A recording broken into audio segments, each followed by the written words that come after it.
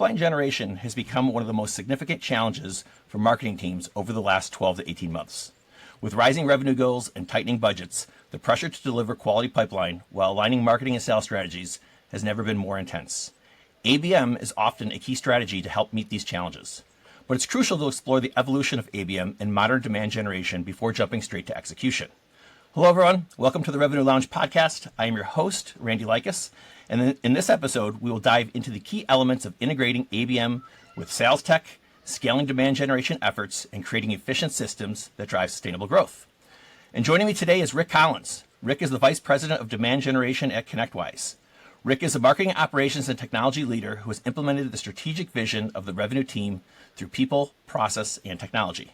He's been responsible for managing and implementing the MarTech and sales tech stacks, marketing budget, lead management, compliance, reporting, and analytics at Connectwise. Rick, thanks so much for joining us today. Thanks for having me. Appreciate the invite. Yeah, I'm really looking forward to the discussion. So, Rick, I usually start these episodes and just ask you to maybe walk us through your career background leading up to your current role and responsibilities today at Connectwise.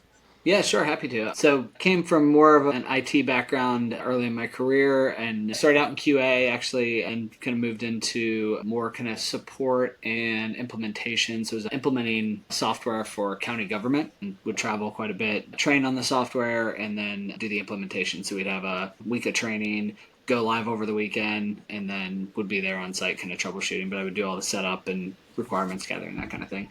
And I moved more into an IT leadership role at a nonprofit. And when I was there, I had a lot of different functions. It was really overseeing all of IT and the strategic direction that we were going. But part of that was the CRM side of things, both people, process, technology. And so I got really heavily involved in CRM and marketing systems, and it pushed me more into the marketing world. And it was before marketing ops was really a thing, but I was doing a lot of marketing ops and found that bridging the gap between IT and the business was where I fit pretty well, and did that for quite a while, and that led me into Connectwise and a more marketing ops role. And so I really come from more of an ops background, less of a traditional demand gen marketer that I think a lot of people have gone down, but I think I bring a different maybe lens to it and have some really strong demand gen leaders and team members on my team, which kind of helps. And so I did marketing ops. I was the first marketing ops hire at Connectwise and then built a marketing ops team over 6-7 years. And we acquired companies and got acquired by PE and all kinds of changes and shifted and grew a lot. And so with that comes complexity. And so about, it's a little over 2 years ago now, or almost 2 years, my CMO asked if I'd be willing to move from leading marketing ops to leading demand gen. And so I figured I'd give it a whirl. And 2 years later, I'm still here leading demand gen for Connectwise.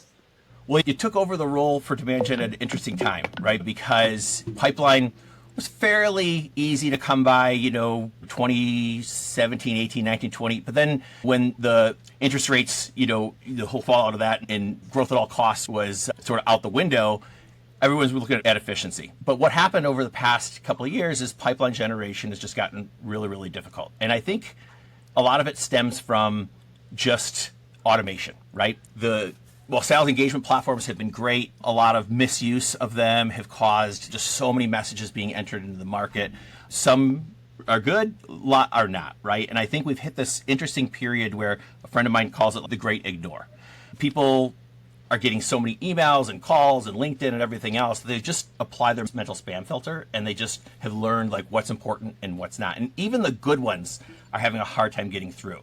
So I'd love to hear if you're experiencing similar market trends and maybe share some of the strategies that you're using to overcome these challenges, especially with the current pressure of rising revenue goals and shrinking budgets. Yeah, I've definitely seen that firsthand and can empathize with all the other marketing leaders across the world because it has changed significantly. And there's so much more, the whole idea that the power was with the buyer, that dark social is a thing that I can do all kinds of research and understand part of the, go pretty far into my buyer's journey, 80-90% of the way, oftentimes without you knowing that I'm looking at your product or considering anything in that habit. And sure, you can add third-party intent signals and all of the different signals that exist today, but I'm probably ignoring your outreach until I'm ready to talk to you because I can get the access to that information is so much more available. And when I joined Connectwise, we were a heavy lead gen machine back, and as lots of marketers were back then, lots of SaaS companies. And so when we shifted from that volume-based lead gen to more demand gen, and how do we start to bring things together. It changed our model. It changed everything we did. It changed how we approach things. And it got harder at the same time. So it's kind of the perfect timing of things getting harder to create demand. The competition has increased significantly. We've been the market leader. We really kind of founded this industry. Our founder, way back when, it really defined the industry.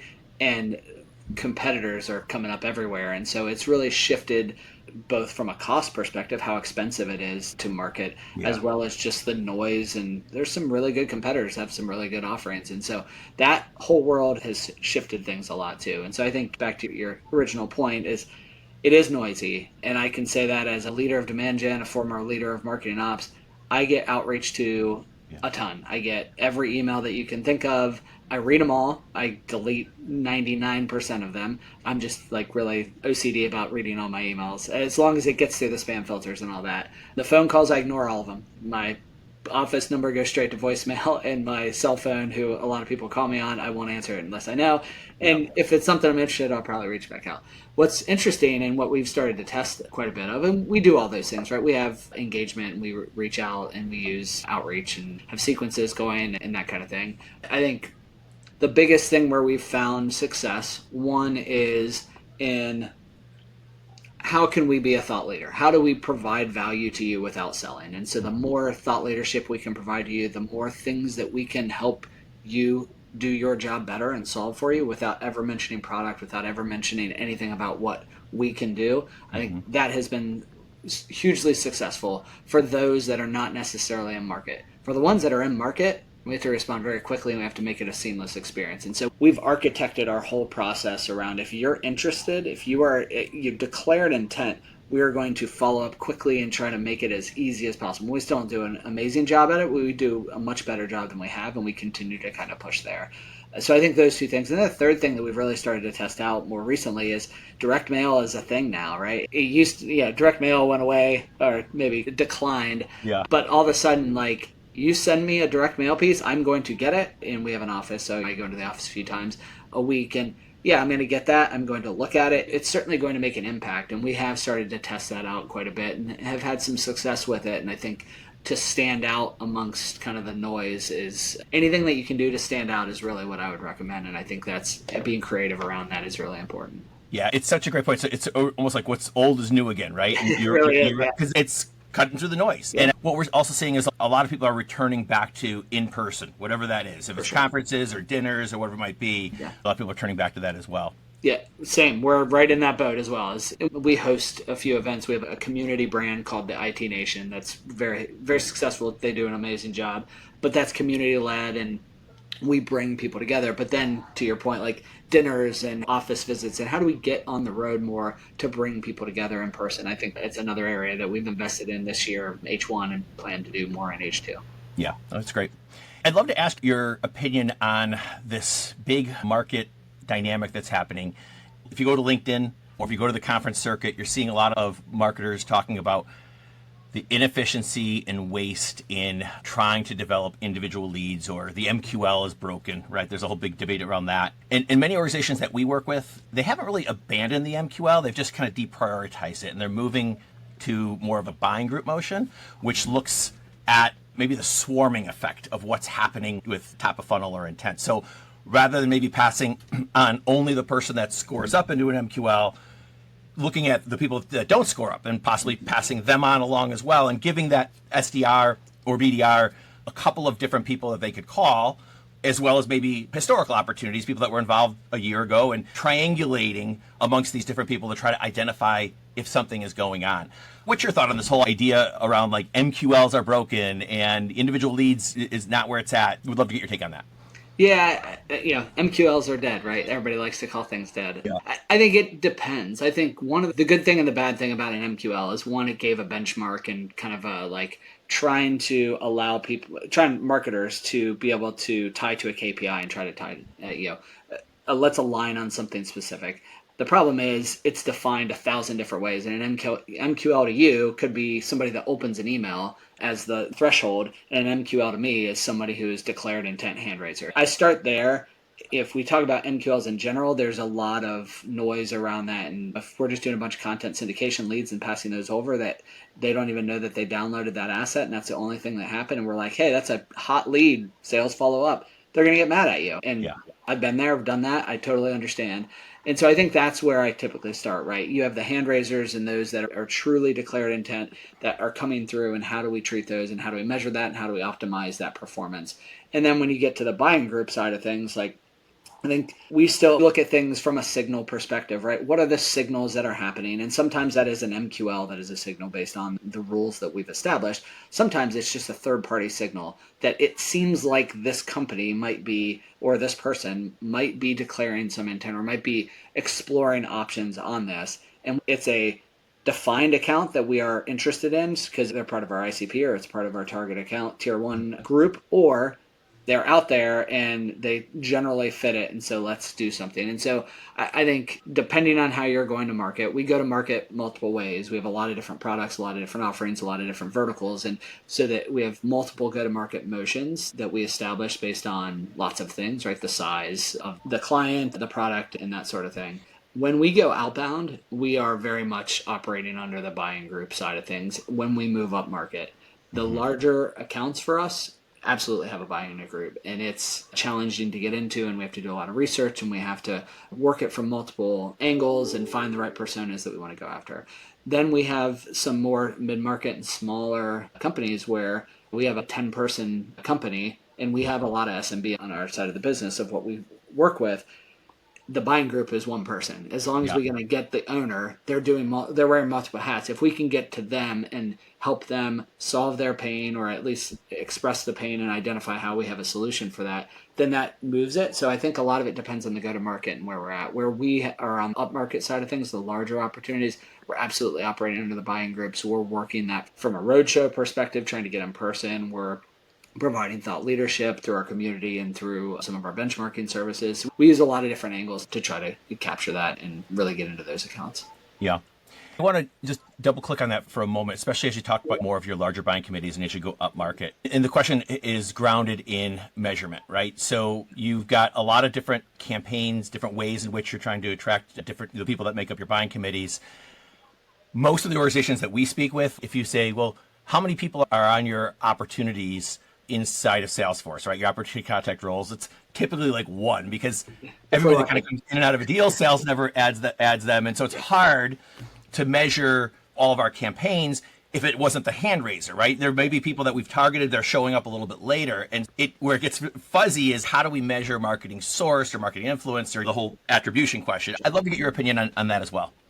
Yeah, so we used to have zero contact roles, and until we forced it. And we put it in the system where you can't have an opportunity created, and we built a flow in Salesforce. So the only way you can create an opportunity is to have a contact. So that at least got us step one of the way. But you're right, we rarely have multiple contacts added. So I'm a big fan, especially as it relates to ABM and kind of the accounts that we're really targeting from an ABM motion for that go to market, of doing cohort reporting. I don't know if that's a widely used term. I just call it cohort reporting. But here are the accounts that we're going after. Here's the 500 accounts that we said we want to get. Here are the things that we are doing in those accounts. And does that account have an opportunity after we started doing these things? And like really defining it depending on your sales cycle, depending on what you're doing, what the motion is. But like, all right, over the next 6 months, right, from the end of June to the end of this year, here are the 500 accounts that we want to get in and create an opportunity. They have no activity. They're not doing anything with us today. They don't even know we exist as far as we know. Can we do something over the next 6 months to create 10% of those will have an opportunity and this much pipeline, and we're going to win 2%? Obviously, I'm making up numbers, but like, sure. Then you just look at those accounts.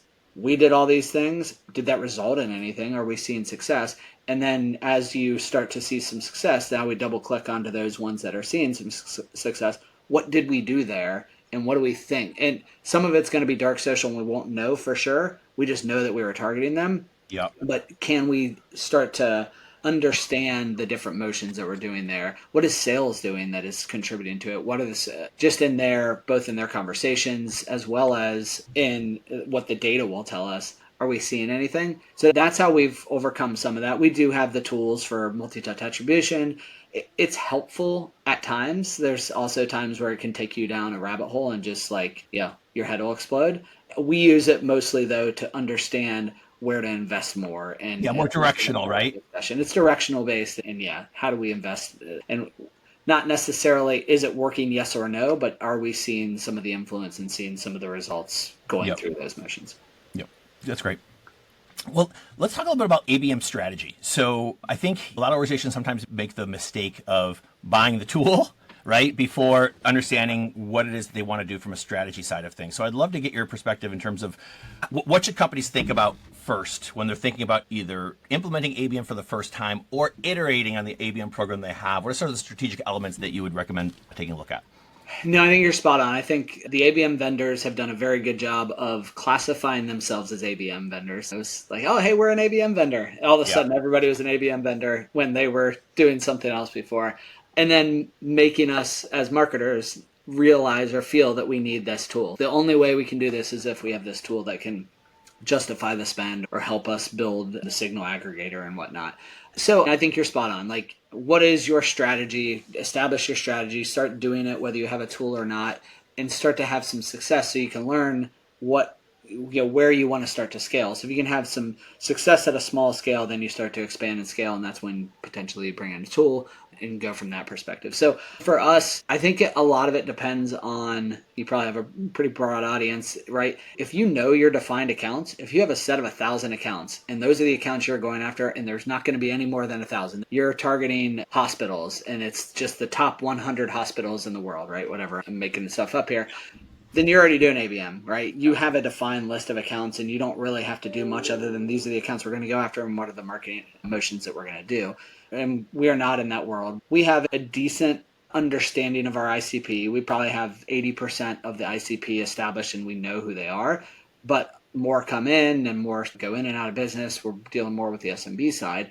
What we've had to do from an ABM perspective is, all right, well, which are the accounts that we truly want to make sure that we focus on, and what's going to move the needle for the organization, both from a bookings and pipeline perspective, ultimately to revenue, that we're going to want to do. And so then we start to tier the accounts. And so the approach we've taken is, here are the top accounts. We have to align with sales. Sales, you agree. If all that's happening is I go to them and say, it'd be my team, it wouldn't really be me, but here's the best accounts, and here you go. Take these 100 accounts. If sales looks at these and one of them out of the first 10 they look at isn't right, like, this list sucks, I'm moving up, right? So that alignment, I think, is really important. And then what do we do with it? It's got to be a combined motion. It's got to be both sales and marketing working together on how we're going to approach this, and not caring about credit, not caring whether it's marketing sourced or sales sourced or who got the last touch or any of that. It's how are we going to collectively do this, both from a field perspective,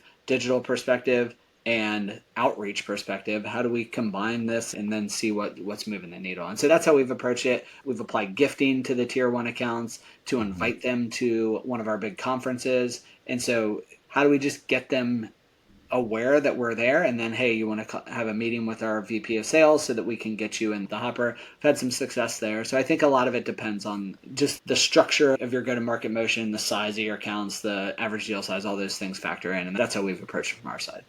So you started to touch on one of my next questions, and I just want to dig into it a little bit more. The whole alignment issue and the common metrics, because I think that's where a lot of people who have invested in ABM sometimes get frustrated that they're not getting enough out of the program. And I think it falls back on they didn't have the right alignment at the get-go, or they didn't know what they were measuring together, and they're still measuring things in silos. So it sounds like you've been through that. What were the lessons learned, and what recommendations would you make in terms of how to get the right alignment and the right metrics in place?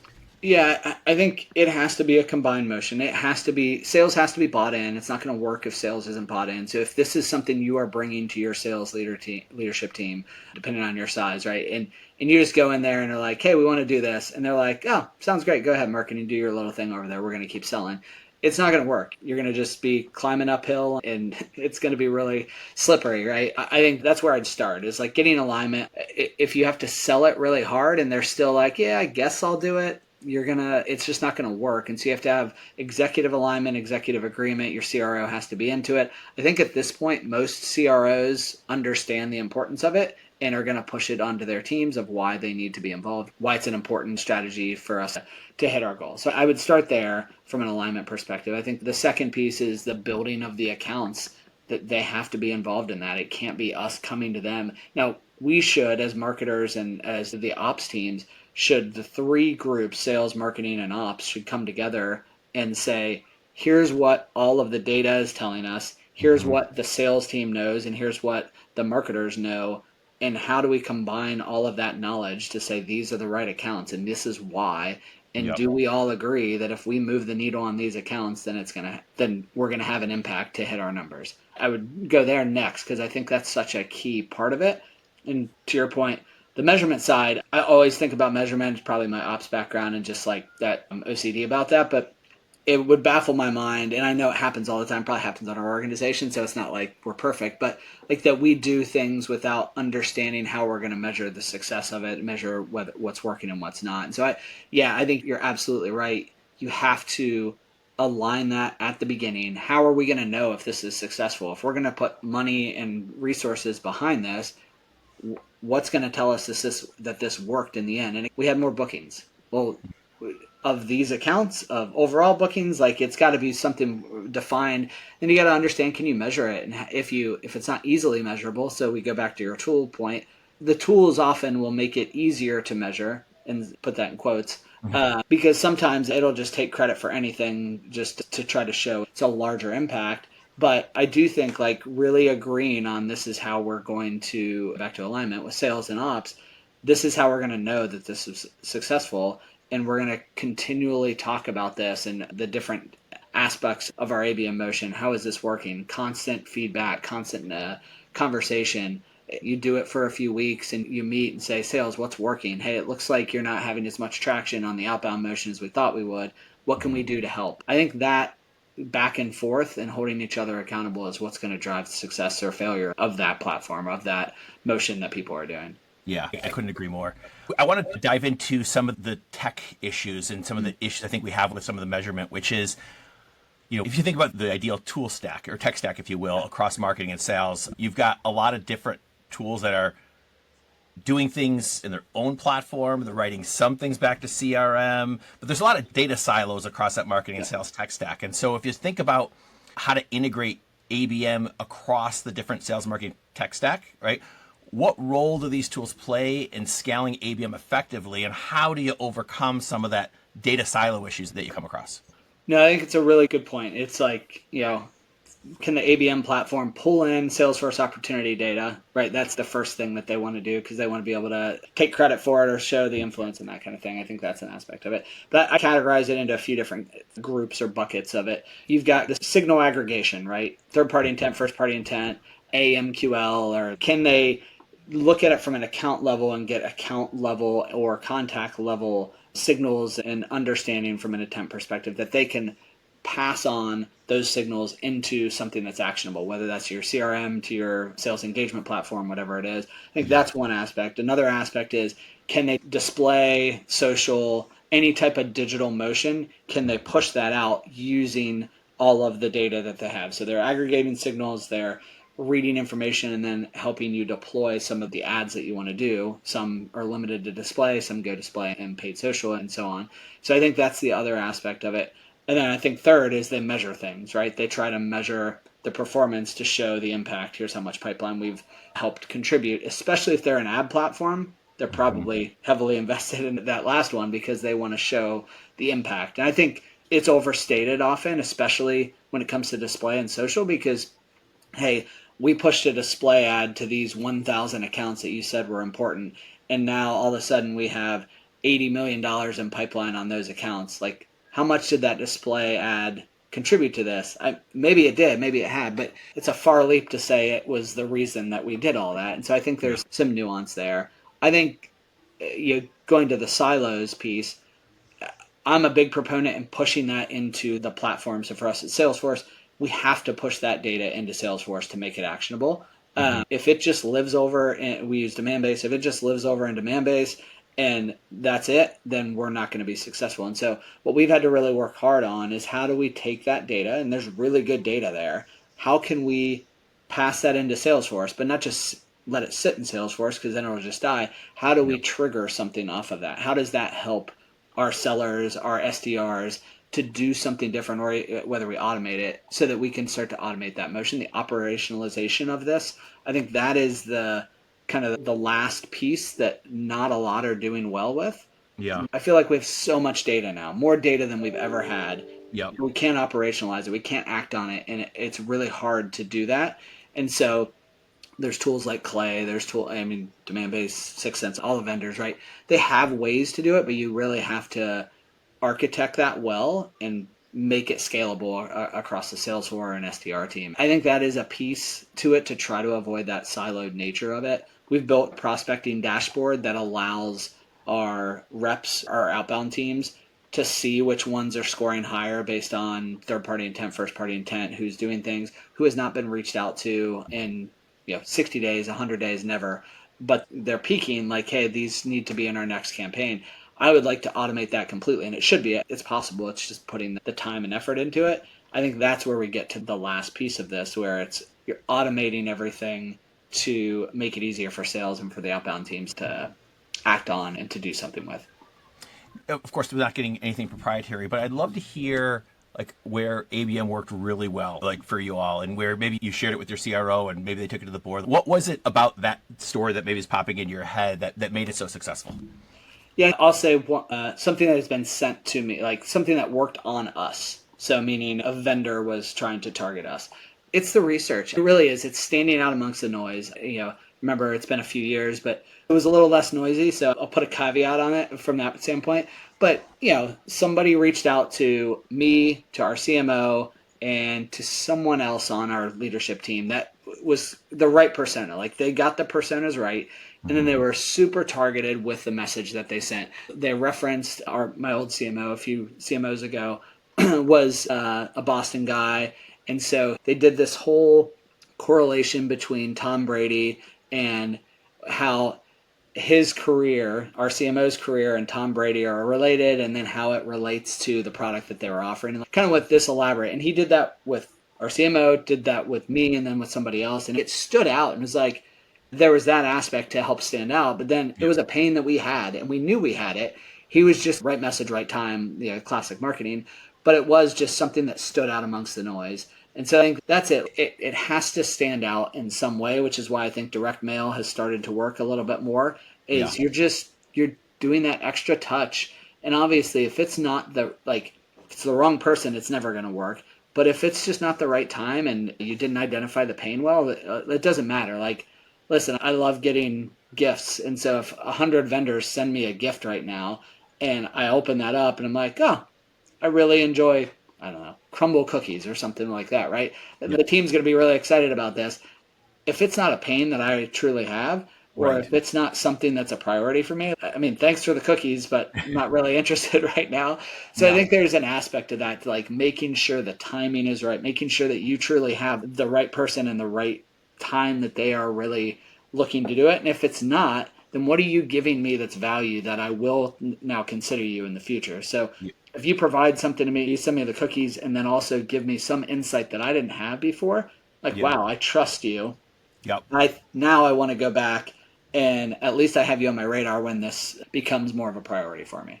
Yeah, 100%. It can't just be personalized. It's got to be relevant, right? Absolutely. And to your point, I think I love that, which is give me an insight, right? Give me something that I probably am wrestling with that maybe I don't know.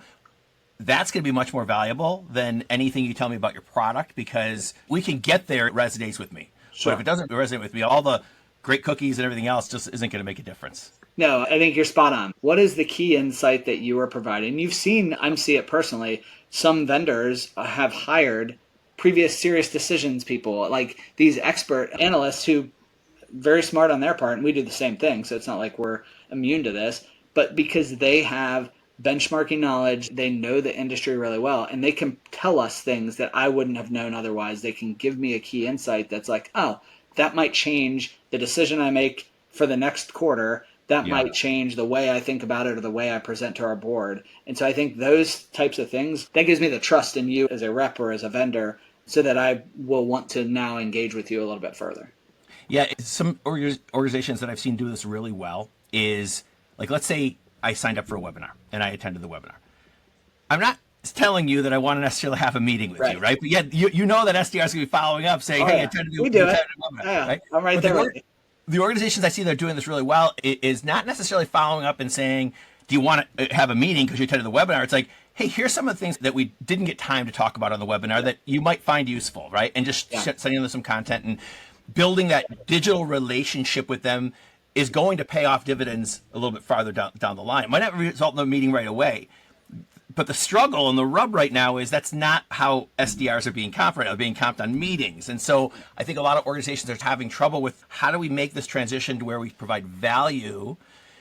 And if they're not in a buying cycle right now, we want to make sure that we're top of mind when they do consider one versus the immediate metrics of we have to develop meetings. So what's your thoughts on how do you balance that short term with sort of that longer term transition? Or maybe you don't have it figured out, but I would just love your perspective on it. Certainly don't have it figured out, but I think you're touching on something that is hugely important. And it's average SDR life cycle in their role is a year, maybe, right? I don't even know what the overall average, but for us, if they hit a year, they're like ready to do something new now. They want to get into an AE role or whatever's next. And so if you have a long buying cycle, how do you compensate SDRs to take that long-term view? Even AEs, like a territory shift. Yeah. If you can't close it, and then you add on the pressure to create pipeline this quarter to hit our bookings quota for this quarter, I don't have time to waste, quote unquote, for building for the next part of the year.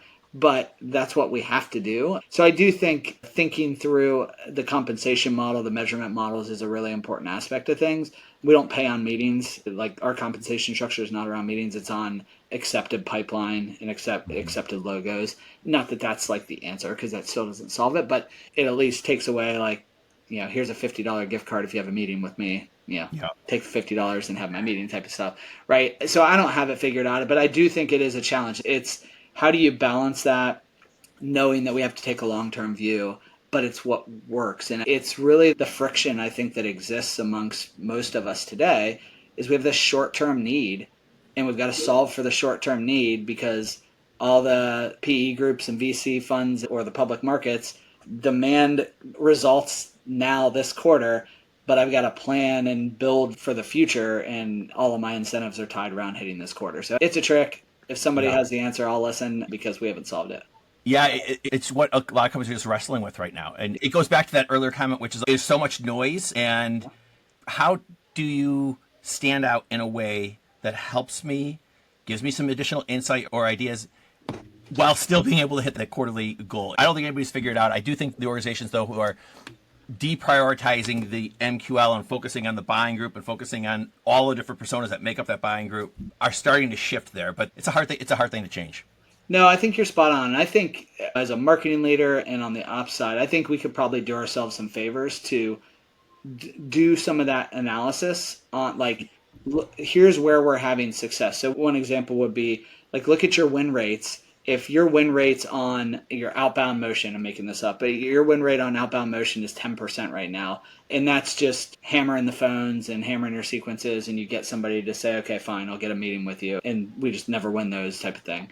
But then there's a different approach that we take that's more of a long-term handhold and like thought leadership approach. If we can see the difference and the results are different, I think that could lead back to, well, this is the motion we need to do because we see better win rates, better onboarding experience, better retention, and overall we see longer-term results. I don't think anybody has that data readily available without doing the deeper analysis, and I doubt a lot of orgs are doing that type of analysis to understand.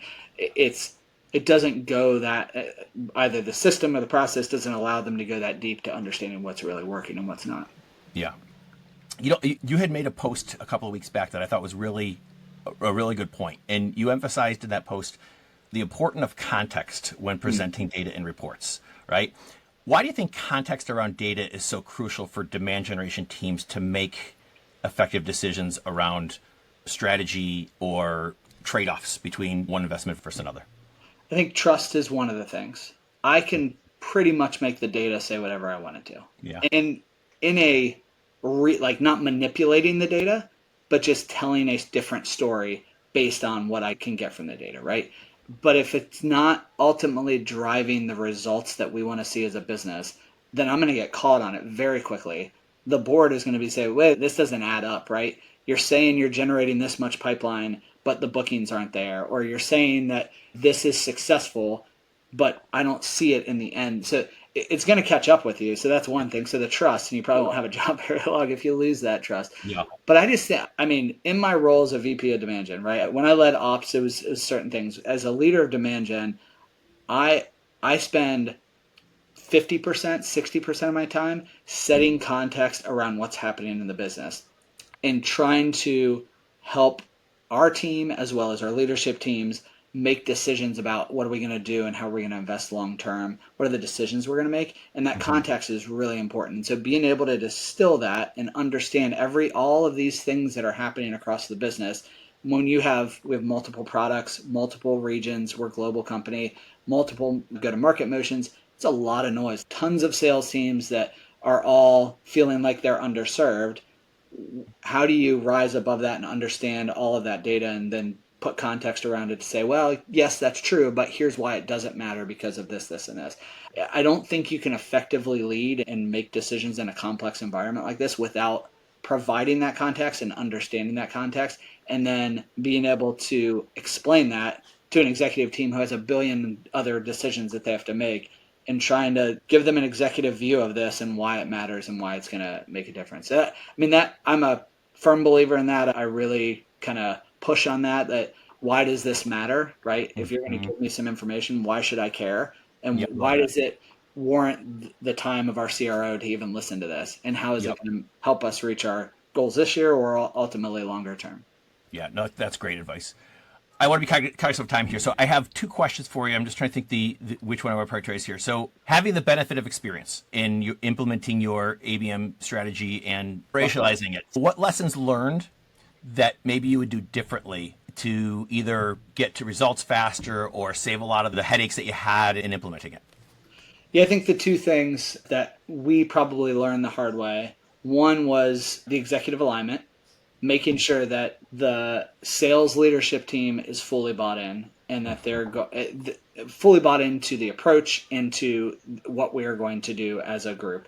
I think we tried to push it too much, and this is years ago, but we were really trying to push it, and it really just felt like marketing trying to throw things against the wall and sales not really responding because they just weren't bought into the approach. And so I think that was one, really understanding, getting into that alignment side of things was a big piece. And I think the second is, I referenced it earlier, but the account selection and having all the teams involved in that account selection. Like, spend the time there, spend a lot of time with the reps. If you're a marketing leader or marketing contributor that doesn't spend any time with sales, doesn't know the reps, like, I would highly recommend get some reps that you trust, that you know are doing well, and get their feedback, because they're going to be able to tell you what they see, and then they're going to tell you, nah, this list sucks because of this, but here's Yep. the list that you should use. And then you can take that, say, oh, you already have that, all right, well, let's work with ops, does this make sense? If you can align on that, I think you get so much further in the process. I would say Yep. what we did in the past is we just said, up, the machine, the system told us these were the best 100 accounts. Let's go after them. And then I think I referenced it earlier, like, sales is, they're finicky. They don't have time, so I understand. But like, they look at a list of, you give them a list of 100 accounts and they look at one and it's bad. It's like, oh, this list sucks. It could be 99% good, but Yeah. 1% is like, yeah, this list sucks. I'm not going to spend my time. No, not all reps are going to do that, but I think a lot will just give up because it's like, yeah, I wasn't bought into this from the approach. And so I think Right. those two things, we made that mistake in the past. And I think it was something, if I, starting now, we certainly do that. We spend a lot of time with that alignment piece. Yeah. And I also have the last question, but I just have one more. How often do you review the accounts that are part of the plan? And what's the right cadence for maybe changing? Yeah, I think it depends on your sales cycle and depends on the size of them. We do it semi-annually, so twice a year is what we'll look at it. And we have about a 60-day sales cycle, but when it comes to these kind of more the larger accounts, we're doing this more on the upmarket side. The sales cycle tends to go to 90 to 180 days. The problem is anything we're doing on this, most organizations, right?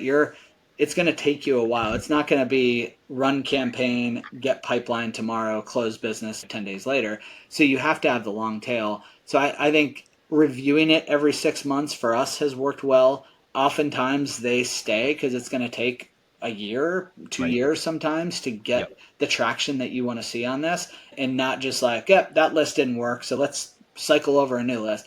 Now, for our outbound motion, where it's more of like, let's get to certain goals for each month and each quarter, yeah, they're looking at the signals and they're calling on those. That's completely separate motion. That's not looking at that long-term approach. And so I think go back to the go-to-market motions, right? You have multiple go-to-market motions per business unit, per team. And so when we look at the ABM motion side, it's a much longer tail that we look at. Yeah. Okay, let's transition to what we call a lightning round. It's a little bit more personal, and we'll prioritize maybe 3 or 4 questions here. So first one I like to always lead off with is, what is the favorite part of your job? The people is such a, I don't know, cop-out answer. I do love the people I work with. I've been at Connectwise for 8 years. I would not have been here for 8 years if it weren't for the people, and I really enjoy the people I work with. But I think to not do the cop-out answer, I would say, this is a lightning round, I got to keep it short. It's the variety. There's so much. There's no like cookie cutter answer. It's not just turnkey, get result. There's so much nuance and so much that I have to think through that challenges me. There's a lot to it to really push me to think differently and to try to understand what might work and what might not. And doing that with a team of people that I really enjoy working with is what kind of keeps me coming back for it. Yeah. Now, there's always a flip side to that question, which is, what do you like least? Or I often ask the question a little bit differently. What's really hard about leading demand gen? It's probably the investment side of things. And I say that from the expectations that I should be able to take $1 and get $5. And I should be able to scale that infinitely. So I gave you $1 million, you should get 5 million. Now, if I give you 10 million, are you going to get me 50, right? Like that, it should just be this simple thing that happens. I think that's probably the biggest frustration. There's so much to it, and it's not an easy answer. The predictive revenue model is, it sounded good and it helped us build plans and models, but it's not reality, which most companies are feeling that pinch now. Like, well, if we could go from 250 million to 300 million, we should be able to go to 300 million to 800 million if I just give you a little more people and a little more dollars. And it's just not that easy. And so having to explain that over and over why it's hard, I think most executives understand that, but it just feels like a constant discussion that we have to have. Yeah. What's your biggest professional pet peeve? Accountability. Just people that don't want to go the extra mile to do what they need to do, right? To like, hey, can you just solve this for me? Because I don't want to try to find the answer. Now, there's certainly times where you don't know how to do something. So let me show you how to do it. Now you know how. Now go do it. Don't come back to me again and say, like, if you come back, like, hey, I appreciate you showing me. I didn't do it enough. Can you show me again? Because I want to do this. That's a different approach. I will help anybody 100% of the time. But if you're just like, can you give me this answer? Because I just don't want to take the time to learn it. That I think that's probably my biggest pet peeve. Yeah, I agree. Having to explain something over and over again, it's like, are you not listening or learning? Right? Yeah. It's easier to ask you. Like, come on. Let's. Yeah. All right. Last question. So when you're not focusing on work and trying to drive pipeline, what do you like to do in your personal time and decompress? So I'm a soccer guy. I played college soccer and then got into coaching after. And so I coach soccer. I play soccer still, getting older, but I still get out there. So I do a lot of soccer. When I wasn't competing at as high of a level, right, I was still playing, but got into running. And so I'm pretty fit and I run a lot. I run every morning. It's my first thing. I wake up and put my running shoes on and go on a run. That's how I start the day. How many miles do you log a week? It depends if I'm training for something or not. Usually like 20 if I'm not training for anything, 15 to 20. So it's not a lot, 3-mile run or something like that. I'll do a longer run on the weekend at times. But if I'm training, I've done a few marathons, quite a few halves. Oh, wow. If I'm training for something, then I'm going to put in the 30 to 50 miles a week. I'm getting older. So and my time is a little less with having 3 kids. It's harder to commit to that much of time of training. So I've got 2 of my own, and you're like, I used to be a big runner myself. I've fallen out of it. I want to get back into it, but the kids always have me something. And which is why I do it first thing in the morning, because that's the only time I can control my schedule. 5 a.m. Get up, go on a run, and because it's super hot in Tampa. But get that run out of the way, and then it's like, all right, I've got the rest of the day to do all the other things. Yeah, cool. Well, listen, Rick, I appreciate the time here today. I thought it was a great conversation. I think our audience will as well. So I appreciate all the insight. We'll wrap it up with another episode of the Revenue Lounge. Thanks so much, Thanks for Rick. having me. All right, take care. All right.